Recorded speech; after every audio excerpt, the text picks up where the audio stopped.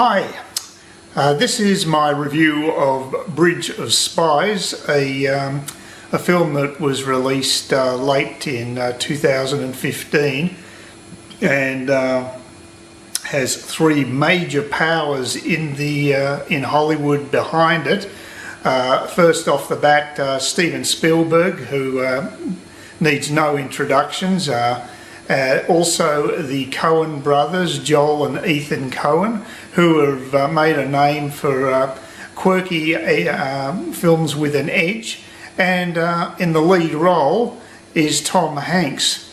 Now these three groups of people combined have created box office grosses of over $9 trillion.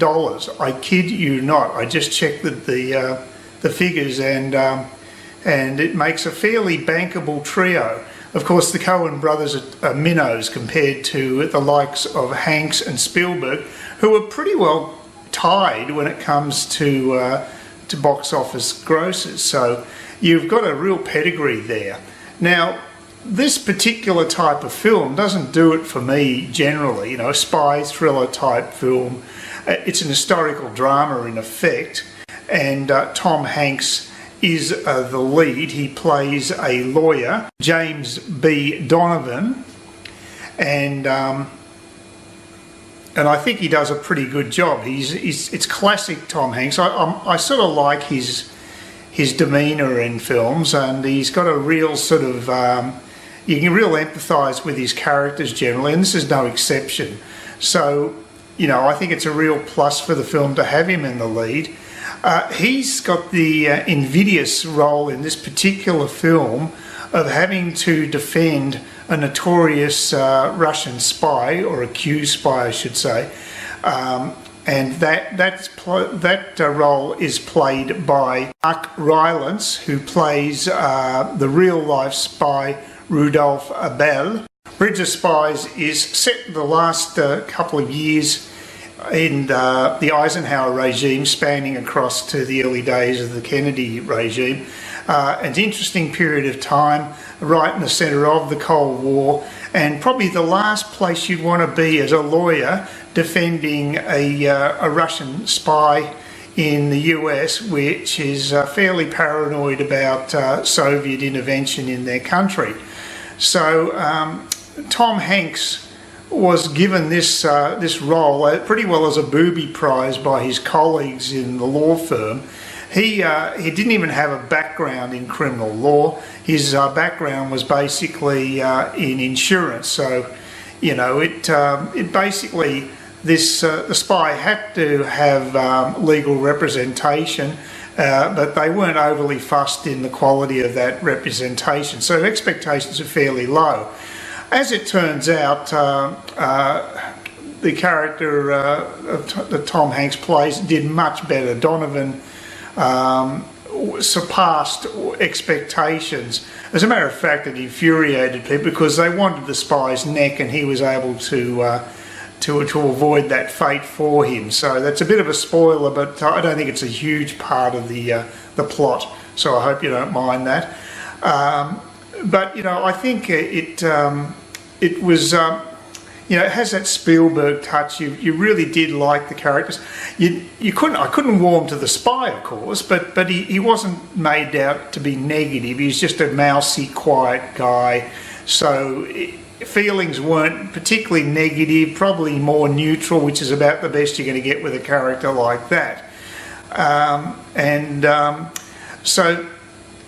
So that goes. That was the beginning of Hanks's Cold War litigation.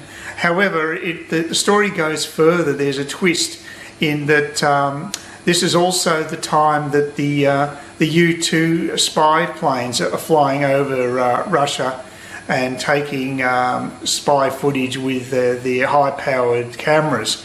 They use a stripped-down U-2 plane. We get to see that. We get to see Gary Powers, who was captured. We get to see him take off from the airbase in Pakistan, and I found that quite interesting as an historical aside. The the film overall has got a nice feel to it as far as the history is concerned. So Gary Powers, we see that he has to go through a show trial in the USSR, and of course is convicted as an American spy. And so now Hanks, who has saved the life of his spy that he defended in the US, now he's got this idea that maybe we can use that person for a spy swap. So, in other words, the Russian spy can be swapped for the American Gary Powers. On top of that, there's also another complication takes place in East Berlin, where an American student is also interned by the East German government. So it gets all complicated. Now, most people would be just happy to basically get to arrange the swap between Gary Powers and the Russian spy. Most people would expect that to be a fairly reasonable deal, but the Donovan character is made of sterner stuff than that, and he's in quite a dogged character, and I found that quite interesting. He basically doesn't take no as an answer, and he flies all the way to Germany, and then goes across Checkpoint Charlie into East Berlin, and he keeps hassling people in the East German bureaucracy until he gets his way. And it's quite an amazing story of determination. And you've got to love a guy that's that focused. And you know, he was recognised in the postscript at the end of the film. There's some titling that tells you that he actually was so admired by the Kennedy regime that they used him as a negotiator to get people back from after the Bay of Pigs, to get Americans returned, and he exceeded all expectations. So he really is a hero, and an unlikely hero. I mean, I'm no great lover of lawyers, but I've got to say, I felt for him, and I thought it was great that he'd achieved so much. So it works very well on an emotional level. There's not much action. It's more of a mature film. It's basically a lot of history, but done brilliantly. You know, Spielberg keeps the story moving, and you know, I think that the Internet Movie Database rating of 7 is about right. I wouldn't. It's not the type of subject matter that I would normally give a high rating to in a film, but credit where credit's due. I think they did a pretty good job with what they had, and I would recommend this to anybody who wanted to see it.